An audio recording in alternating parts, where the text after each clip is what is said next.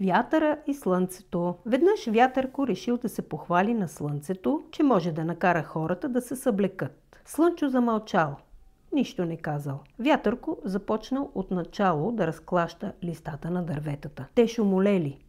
Постепенно се усилвал. Разлюлявали се клоните, започнали силно да се клатят. Вятърът свистял. Хората започнали да обличат една дреха, втора. Сменили ги с по-топли и треперели от студ. Тогава Слънчо казал на Вятърко: Вятърко, отмести се! Ще опитам аз. Да видим дали хората ще се съблекат като изгрея. Лекичко слънцето започнало да се показва измежду облаците. Лъчите му постепенно ги пробивали, те се разкъсвали и изчезвали. Така слънчевите лъчи огрели земята. Хората постепенно събличали дрехите си и се усмихвали. И така Слънчо с усмивка показвал, че с появяването му хората се събличали, затопляли и по лицата им изгрявало щастието.